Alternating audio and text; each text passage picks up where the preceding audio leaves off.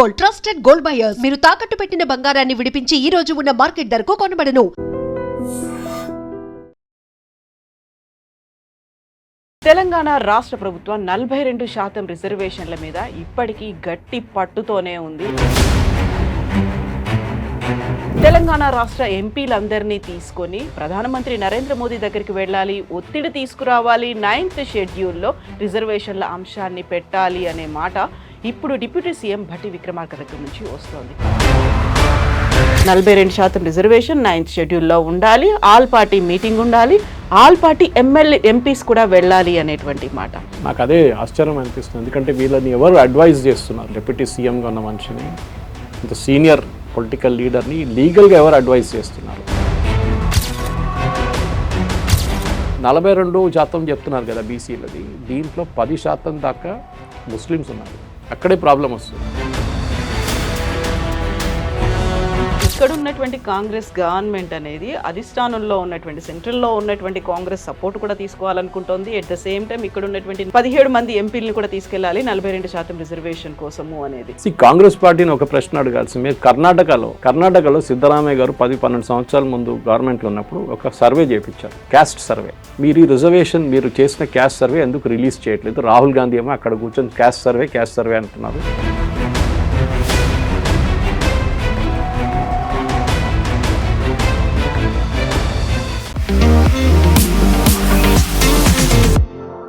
నమస్తే, నేను Kavitha. Welcome to I Dream News and నిజాలు. తెలంగాణ రాష్ట్ర ప్రభుత్వం 42% రిజర్వేషన్ల మీద ఇప్పటికీ గట్టి పట్టుతోనే ఉంది. అందులో ప్రధానంగా ఆల్ పార్టీ మీటింగ్తో పాటుగా తెలంగాణ రాష్ట్ర ఎంపీలందరినీ తీసుకొని ప్రధానమంత్రి నరేంద్ర మోదీ దగ్గరికి వెళ్ళాలి, ఒత్తిడి తీసుకురావాలి, 9th షెడ్యూల్లో రిజర్వేషన్ల అంశాన్ని పెట్టాలి అనే మాట ఇప్పుడు డిప్యూటీ సీఎం భట్టి విక్రమార్క దగ్గర నుంచి వస్తోంది.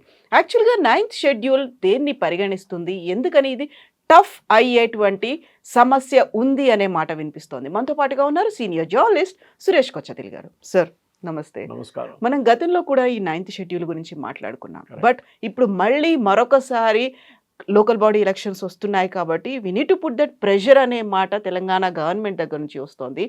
42% రిజర్వేషన్ 9th షెడ్యూల్లో ఉండాలి, ఆల్ పార్టీ మీటింగ్ ఉండాలి, ఆల్ పార్టీ ఎంపీస్ కూడా వెళ్ళాలి అనేటువంటి మాట.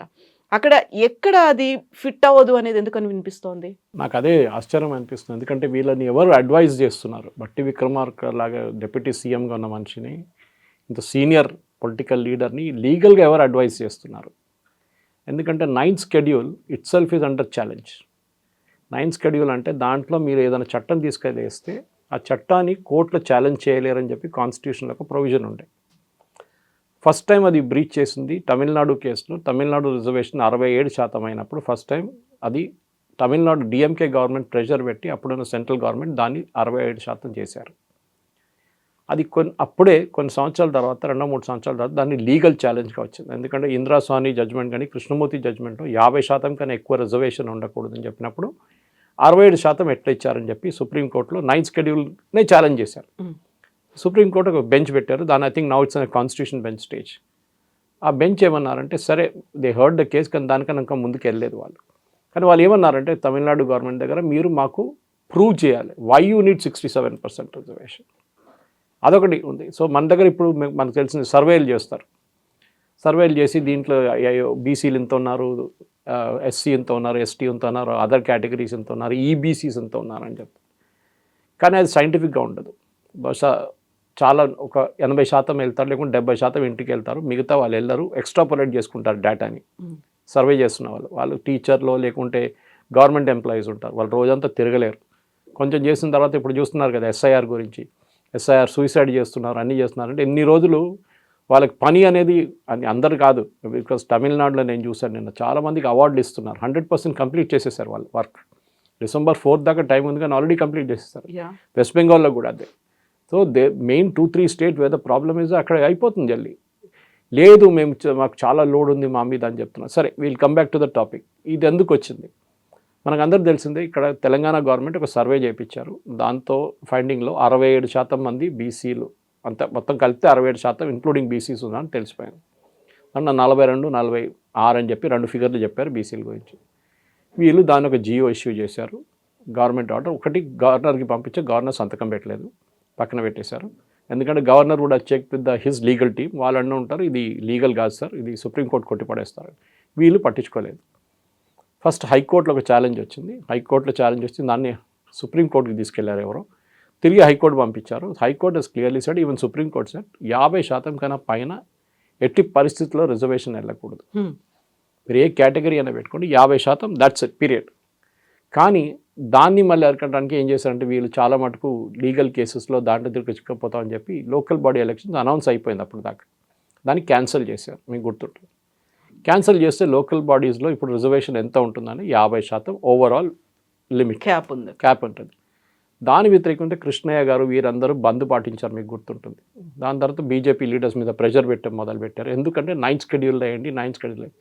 వీళ్ళెవ్వరికీ అర్థం కావట్లేదు 9th షెడ్యూల్ అనేది no longer has the constitutional protection. ఇప్పుడు పోయింది ఆ ప్రొటెక్షన్, దాన్ని ఛాలెంజ్ చేయొచ్చు కోర్ట్స్లో.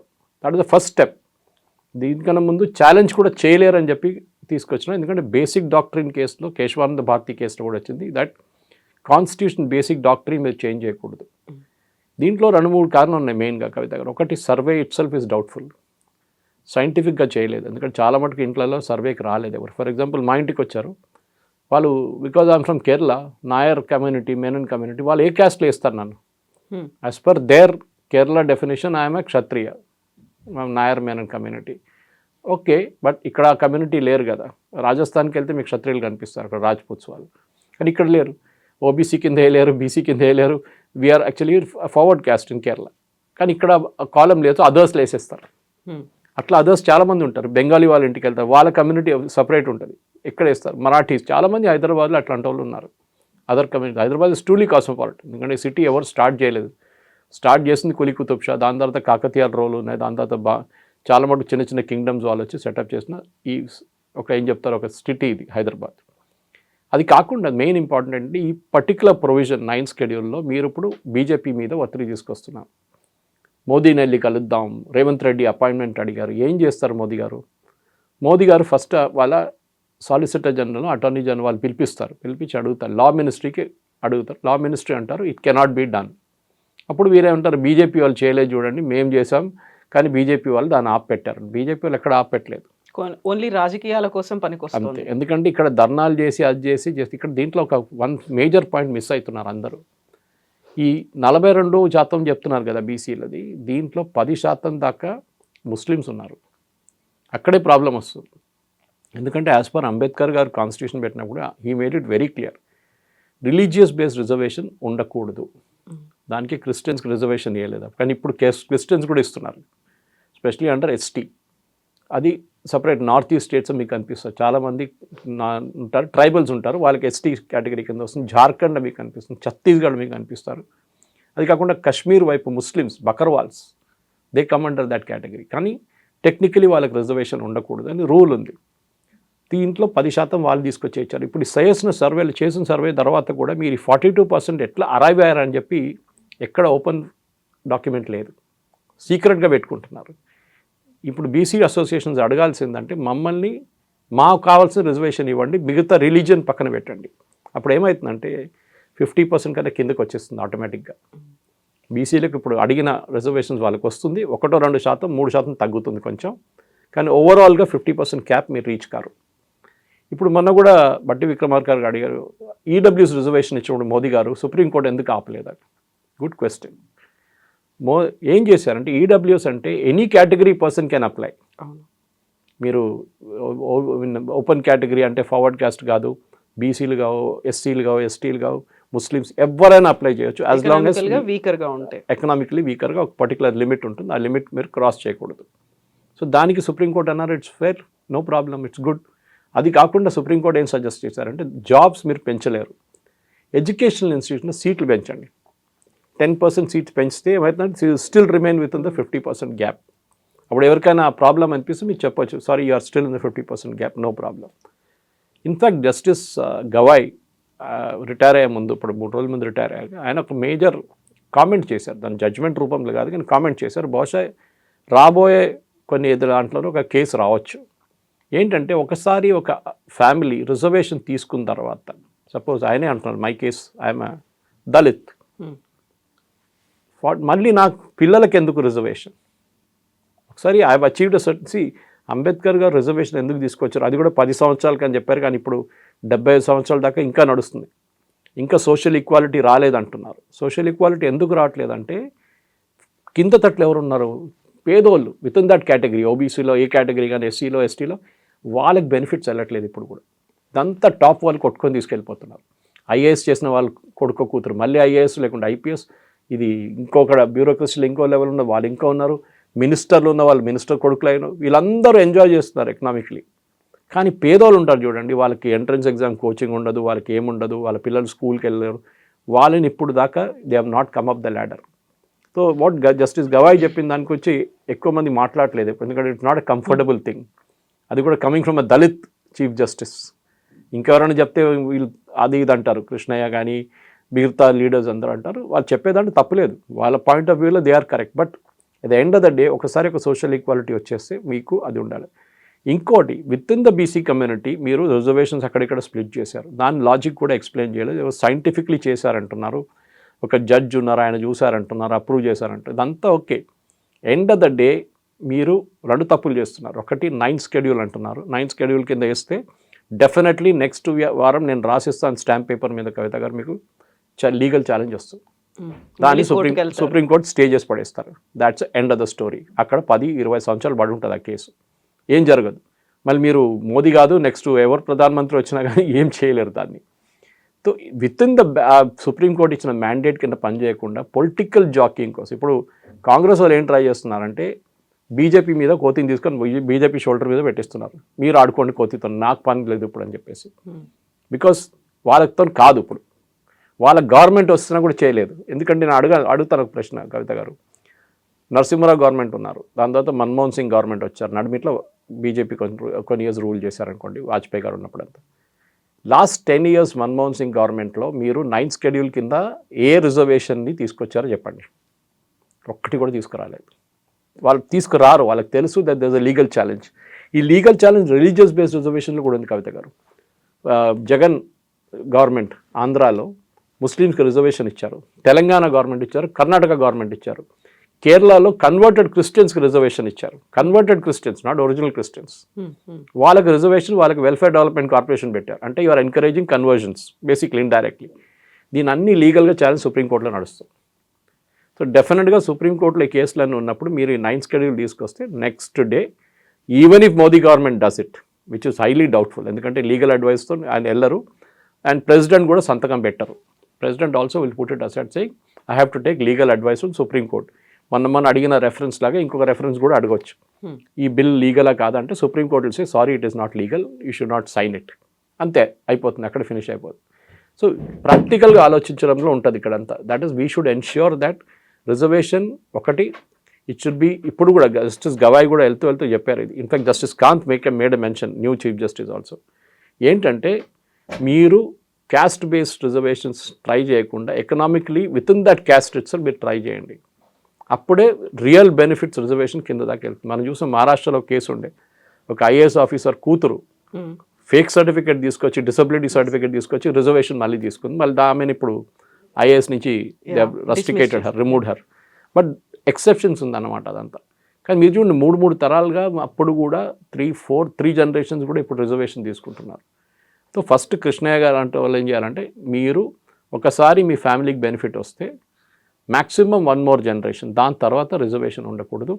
అదే దాంట్లో ఉన్న వాళ్ళని మీరు కింది తట్లో ఉన్న వాళ్ళని, టోటల్ కింద ఉన్న వాళ్ళు తీసుకొచ్చి పైకి తీసుకొచ్చి వాళ్ళకి రిజర్వేషన్ ఇవ్వండి, then they will get benefits. అది అడ్మిషన్లో ఉండొచ్చు, ఐఐటీలో ఐఐఎంలో ఎక్కడ కానివ్వండి, మెడికల్ కాలేజ్లో, అది కాకుండా ఉద్యోగాల్లో కూడా ఉండదు. ఈ చెప్పిన దాని ప్రకారం ఇప్పుడు జరగదు. 9th షెడ్యూల్ కాదు, ఏ షెడ్యూల్ అయినా మీరు తీసుకొని జరగదు. సో దీంట్లో ఒక పొలిటికల్ యాంగిల్ ఉంది, అదే ఇప్పుడు మేజర్ ఆడుకుంటుంది అనమాట. సో ఇప్పుడు పొలిటికల్ యాంగిల్ ఉంది అనుకున్నప్పుడు ఇక్కడ ఉన్నటువంటి కాంగ్రెస్ గవర్నమెంట్ అనేది అధిష్టానంలో ఉన్నటువంటి సెంట్రల్లో ఉన్నటువంటి కాంగ్రెస్ సపోర్ట్ కూడా తీసుకోవాలనుకుంటోంది. ఎట్ ద సేమ్ టైం ఇక్కడ ఉన్నటువంటి 17 మంది ఎంపీలను కూడా తీసుకెళ్లాలి 42% రిజర్వేషన్ కోసము అనేది. సో అక్కడ కాంగ్రెస్ పార్టీ దగ్గర నుంచి సపోర్ట్ ఎలా ఉందని మీరు అనుకుంటున్నారు? కాంగ్రెస్ పార్టీని ఒక ప్రశ్న అడగాల్సింది. మీరు కర్ణాటకలో సిద్ధరామయ్య గారు ఉన్నప్పుడు, రిలేటెడ్ క్వశ్చన్ ఇది, కర్ణాటకలో సిద్ధరామయ్య గారు 10-12 సంవత్సరాల ముందు గవర్నమెంట్లో ఉన్నప్పుడు ఒక సర్వే చేయించారు, క్యాస్ట్ సర్వే. రాహుల్ గాంధీ ఇప్పుడు అంటలేరు చూడండి, ఇప్పుడు మాట్లాడలేదు రాహుల్ గాంధీ క్యాస్ట్ సర్వే గురించి. ఎందుకంటే కర్ణాటకలో ప్రాబ్లం అయిపోయింది, అది తెలంగాణలో కూడా ప్రాబ్లం అవుతుంది. ఇప్పుడు క్యాస్ట్ సర్వే చేసినప్పుడు ఏమైందంటే, ఈ క్యాస్ట్ సర్వే చేసిన తర్వాత దాన్ని పక్కన పెట్టేశారు. దాని తర్వాత బీజేపీ గవర్నమెంట్ వచ్చింది, దాని తర్వాత మళ్ళీ సిద్ధరామయ్య గారు తిరిగి వచ్చారు. అడిగిన ప్రశ్న ఏంటంటే మెయిన్గా సిద్ధరామయ్య గారి దగ్గర, మీరు ఈ రిజర్వేషన్ మీరు చేసిన క్యాస్ట్ సర్వే ఎందుకు రిలీజ్ చేయట్లేదు? రాహుల్ గాంధీ ఏమో అక్కడ కూర్చొని క్యాస్ట్ సర్వే అంటున్నారు, మీరు చేసేసారు క్యాస్ట్ సర్వే, మీరు రిలీజ్ ఎందుకు చేయట్లేదు? అప్పుడు ఆయన అన్నారు, ఏదో జ్యుడిషియల్ మెంబర్ ఉన్నారు దాంట్లో, ఆయన సంతకం పెట్టలేదు అన్నారు. ఆయన ఎక్కడ ఉన్నారు అని దేవులాడుకొని తీసుకొచ్చి ఆయనతో సంతకం పెట్టించారు, రిలీజ్ చేయలేదు రిపోర్ట్. 6 నెలల. ఎందుకంటే దాంట్లో ఒక్కలిగా లింగాయట్స్ వర్ shown as 14 and 17% population.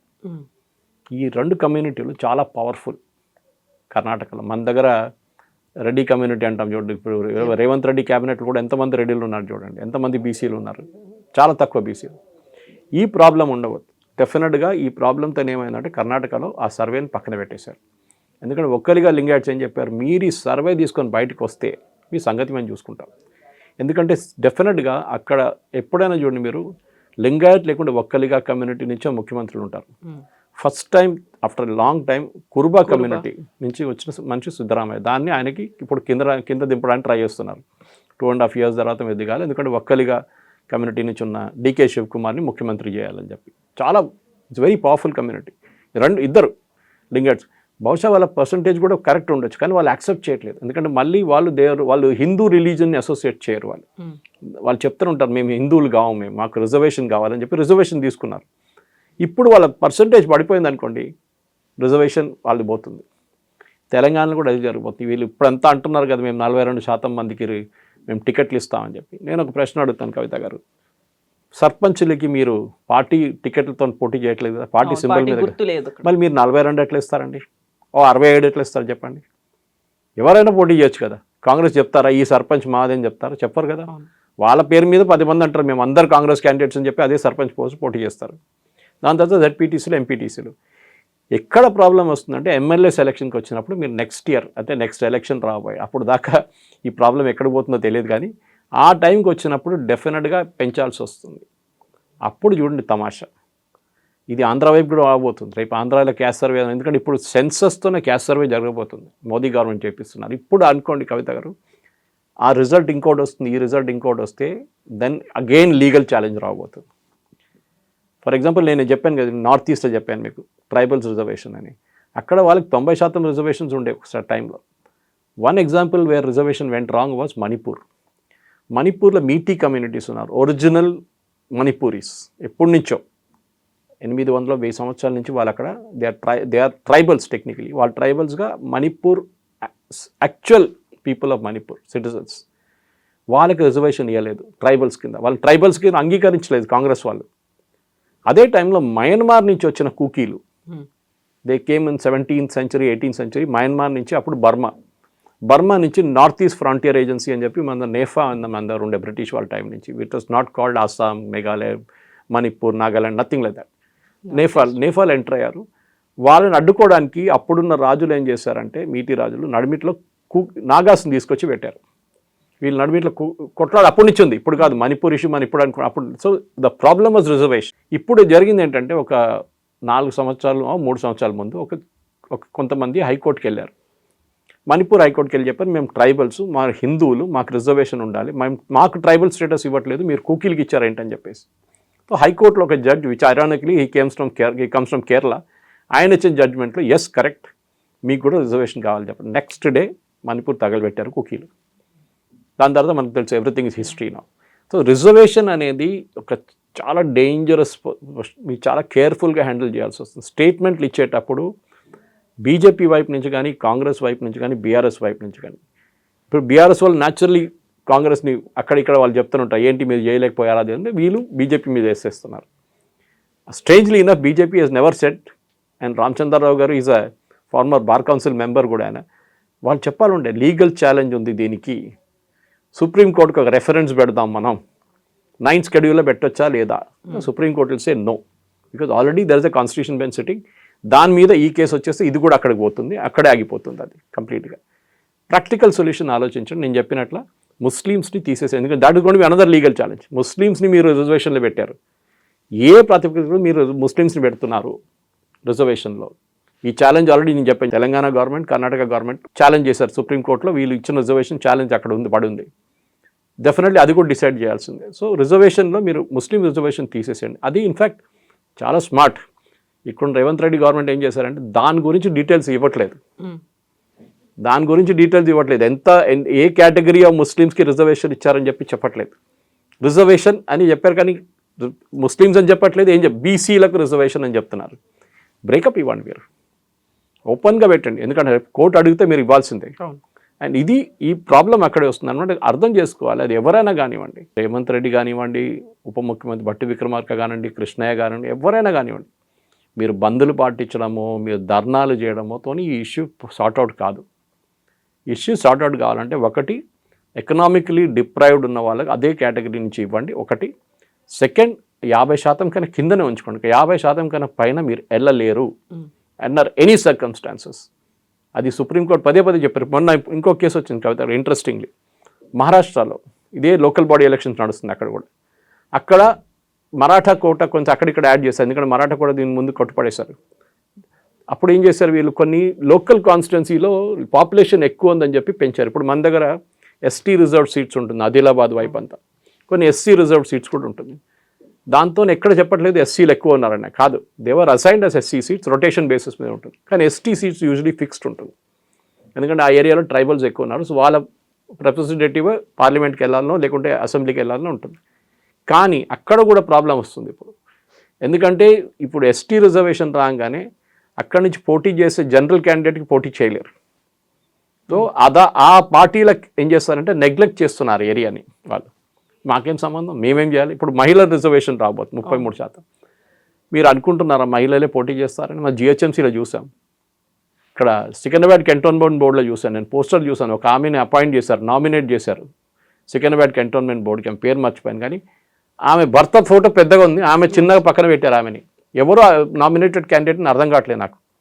So నేను ట్వీట్ కూడా చేశాను దాని గురించి. బీజేపీ వాళ్ళని అడిగాను నేను, ఎందుకంటే నామినేట్ చేసిన వీలే కదా, సెంట్రల్ గవర్నమెంటే కదా. ఎందుకు మీ భర్త ఫోటో పెట్టాలని ఏముంది అక్కడ? You are nominated, you put your photograph, no issues. జిహెచ్ఎంసీలో కూడా చూడండి, మీరు కార్పొరేటర్లు ఉన్న చాలామంది వాళ్ళ పాపం అక్కడ కనిపించారు. మీరు వాళ్ళ ఆఫీస్కి వెళ్తే భర్త కూర్చొని ఉంటాడు అక్కడ. చెప్పండి ఏం కావాలి? డిఫాక్ట్ అంతే. వాళ్ళే తీసుకుంటారు అప్లికేషన్లు, వాళ్ళు సంతకం పెట్టు అంటారు, ఆమె పాపం సంతకం పెడుతుంది. వాళ్ళకి ఏ వాయిస్ లేదు. ఎప్పుడు దాకా అఫ్కోర్స్ ఎడ్యుకేటెడ్గా కొంచెం ఫోర్స్ఫుల్ ఉన్న లీడర్స్ వస్తే అప్పుడే అవుతుంది ఇదంతా. అది జరగడానికి కొంచెం టైం పడుతుంది దానికి. ఇప్పుడు 33% తీసుకొస్తే ఇంకా ప్రాబ్లం రాబోతుంది. ఎందుకంటే 33% పాస్ అయింది మోదీ గవర్నమెంట్ చేశారు. దాన్ని వచ్చే లోక్సభకి ఇంప్లిమెంట్ చేస్తారా, ఏదైనా ఒక కట్ ఆఫ్ పీరియడ్ పెట్టి అక్కడి నుంచి ఇంప్లిమెంట్ చేస్తే there is gonna be further problem. 50% ఇక్కడ, 33% అక్కడ, మిగిలేదు 17%. So that is going to be major issue. మహిళలతో మంచిదే, రిప్రజెంటేషన్ ఉండాల్సింది అంటే డౌట్ లేదు. కానీ మీరు దాన్ని సబ్స్యూమ్ చేస్తారా అంటే కోటాలోనే 17 ఇక్కడ అందులో 50% కూడా మహిళలు ఉంటారా? ఉండాల్సింది. 33 అక్కడ కూడా ఇచ్చి మళ్ళీ ఇక్కడ 33 ఇవ్వండి, దాన్ని ఇట్ బికమ్స్ మోర్ సెన్సిబుల్ అన్నమాట. కానీ ఇదంతా పొలిటికల్ పార్టీస్ మీద ఉంటుంది. ఎండ్ ఆఫ్ ద డే కవిత గారు ఏం చేయాలండి, అంబేద్కర్ గారు చెప్పినట్ల సోషల్ ఇన్ఈక్వాలిటీ ఉండే మన దగ్గర, అది ఎప్పటి నుంచో నడుస్తుంది. దాని హిస్టరీకి మనం వెళ్ళక్కర్లేదు, చాలా కారణాలు ఉన్నాయి దానికి. ఇప్పుడు కూడా బ్రాహ్మినికల్, ప్యాట్రియాకి అట్లాంటి వర్డ్స్ యూజ్ చేస్తారు. నేను చెప్తున్నాను కవిత గారు, అన్నిటికంటే పేదోళ్ళు ఉన్న చాలామంది బ్రాహ్మిన్స్. ఇప్పుడు బ్రాహ్మిన్ కమ్యూనిటీ, మీరు చిన్న గుడికి వెళ్ళండి, పూజారి లేరు ఫస్ట్ ఆఫ్ ఆల్. అక్కడ ఉన్న వాళ్ళు కూడా 50 రూపాయలు కూడా రాదు వాళ్ళకి. చిన్న టెంపుల్ చెప్తున్నాను, పెద్ద టెంపుల్స్ మంచిగా ఉంటుంది, వాళ్ళ జీతాలు కూడా ఉంటాయి వాళ్ళకి. Brahmin community is the most impacted. వాళ్ళని ఎవరు చూసుకుంటలేరు, ఎందుకంటే వాళ్ళు చాలా చిన్నది. వాళ్ళు ఎవరు చెప్తాడు వాళ్ళు ఎవరి గురించి? దేర్ ఫేవరెట్ విప్పింగ్ బాయ్ అంటారు ఇంగ్లీష్లో. ఎవరు దొరకకపోతే బ్రాహ్మిని కొట్టు, వాని మీద వాని కథ మీద చెప్పు, వాడు అట్లా చేసిండు, వాళ్ళ grand father, great grand father ఇట్లా అని చేసిండు, మమ్మల్ని గుడి లోపల రానియలేదు, మమ్మల్ని రోడ్ మీద నడవనీయలేదు. జరిగింది. Yes, this no doubt. Ambedkar garu books చదివితేనే మీకు దాంట్లో తెలిసిపోతుంది చాలా మటుకు. కానీ ఆయన రాసిన books, I have read a lot of it. And ఆయన రాసిన బుక్స్లో చాలా మటు లెజిబుల్గా, ఎందుకంటే ఆయన ఎడ్యుకేషన్ బయట చదివారు ఆయన చాలా మటు. ఆ లాజిక్ తీసుకొస్తున్నారు ఆయన. ఎందుకు రిజర్వేషన్ అనేది ఎక్స్ప్లెయిన్ చేయగలరు. కానీ అది 10 సంవత్సరాలకి అని చెప్పారు. After 10 years remove the reservation అన్నాడు. కానీ ఇప్పుడు 75 సంవత్సరాలు, 78 సంవత్సరాల తర్వాత కూడా రిజర్వేషన్ వెళ్ళట్లేదు. ఎందుకంటే దట్ మీన్స్ సోషల్ ఇన్ఈక్వాలిటీ ఇంకా ఉంది మన సొసైటీలో. That is argument used. అంటే ఎవరు ఫెయిల్ అయ్యారు? అన్ని గవర్నమెంట్స్ ఫెయిల్ అయ్యారు. మీరు 10 సంవత్సరాలు అంబేద్కర్ గారు చెప్పింది చేయలేకపోతే మీరు ఇంకా నెక్స్ట్ 200 సంవత్సరాల తర్వాత కూడా మీరు చేయలేరు. That means it has not benefits of not gone down. అదే నా ఆర్గ్యుమెంట్ తిరిగి అక్కడికే వస్తుంది. ఆ benefits of not gone down to the people, the bottom most people. ఇప్పుడు కూడా హైదరాబాద్ నుంచి మీరు 50 కిలోమీటర్ పోతే చాలు మీకు. అక్కడ వెళ్ళి కొన్ని ఏరియాస్ చూడండి, ఎస్సీ కాలనీస్ ఉంటుంది. ఎందుకండి ఎస్సీ కాలనీస్? మా దగ్గర అల్వాల్ వైపు ఉంది, అక్కడ ఎస్సీలు ఎవరు లేరు ఇప్పుడు కాలనీలో, కానీ ఎస్సీ కాలనీ అని పేరు ఇప్పుడు కూడా ఉంది. అది ప్రాబ్లం. ఇంకా డెసిగ్నేటెడ్ దమ్ లైక్ దట్. ఇప్పుడు రోహిత్ వెముల ఎపిసోడ్ వచ్చినప్పుడు కూడా దళిత్ అన్నారు. When we all know that he was not a Dalit. ఇక్కడ వచ్చిన కలెక్టర్ ఇచ్చిన రిపోర్ట్లో ఉంది, వాళ్ళ అమ్మగారు ఇంకో చెప్పారు, వాళ్ళ బ్రదర్కి ఇంకో రిజర్వేషన్ లేదు మళ్ళీ కానీ he was used as an example. ఇప్పుడు కర్ణాటక గవర్నమెంట్ ఒక బిల్ తీసుకొస్తున్నారు, రోహిత్ వెముల బిల్. దళితుల్ని హరాస్ చేయకూడదు కాలేజెస్లో. Okay, great idea, no problem. But మీరు ఎందుకు అట్లాంటి ఐకాన్స్ని ఎందుకు యూజ్ చేస్తున్నారు? అట్లాంటి మనుషులు ఆ పేర్లు ఎందుకు వాడుకుంటున్నారు? ఎందుకంటే ఓట్ల కోసం. ఆ కమ్యూనిటీని యాక్సెప్ట్ చేసి మాకు ఓట్లు వేయండి, మాకు ఓట్లు వేయండి. End of the day that is what. అది ఎవరైనా ఉండండి, బీజేపీనా, కాంగ్రెస్నా, బీఆర్ఎస్, ఇంకా ఎవరైనా కానీ కమ్యూనిస్టు, వీళ్ళకి కావాల్సింది ఏంటంటే ఓట్లు. బీసీ కమ్యూనిటీ వాళ్ళు అర్థం చేసుకోవాలి దీన్ని, ఈ గేమ్ని అర్థం చేసుకోవాలి. వీళ్ళకి మీతో ఏ సింపతి లేదు. వీళ్ళకి కావాల్సింది ఓట్లు. వీళ్ళు ఎంపీలు అవుతారు, ఎమ్మెల్యేలు అవుతారు, కానీ పేదోళ్ళు ఆ కమ్యూనిటీలో అక్కడే ఉండిపోతారు. దీన్ని ఫస్ట్ కరెక్ట్ చేయండి. I'm all for what justice Gavai చెప్పింది ఆ స్టేట్మెంట్. మీరు ఒకసారి రిజర్వేషన్ తీసుకుంటే మీ ఫ్యామిలీలో నెక్స్ట్ జనరేషన్కి ఇవ్వకూడదు. Simple as that. ఆ రూల్ పెడితేనే ఆటోమేటిక్లీ మీకు అంబేద్కర్ గారు చెప్పినట్టు 10 సంవత్సరాలు కాకపోతే అట్లీస్ట్ 100 సంవత్సరాలైనా ఆ ప్రాబ్లమ్స్ సార్ట్ అవుట్ అవుతాయి. Thank you so much. Thank you very much. And for more videos, Please subscribe to iDream. Please subscribe to iDream. Please subscribe iDream. And please subscribe to iDream. For more videos, subscribe to iDream. please like, share and subscribe to the channel. Congratulations, iDream. Subscribe to iDream. Subscribe to iDream. So subscribe to iDream Media. iDream की iDream team अंदर की huge congratulations. Please subscribe iDream Media. Please subscribe to iDream. Subscribe iDream. Please subscribe to iDream. iDream అంటే నా కళల ఛానల్ను subscribe చేసుకున్న నోరు తిరుగుతలేదు, మీరైతే గంట గుర్తు కొట్టండి. For more such videos, please subscribe to iDream. Subscribe to iDream. Please subscribe to iDream. Please subscribe iDream Media. Please do subscribe to iDream. Please subscribe to iDream Media. For best entertainment and information, please subscribe iDream. And don't forget to subscribe to iDream.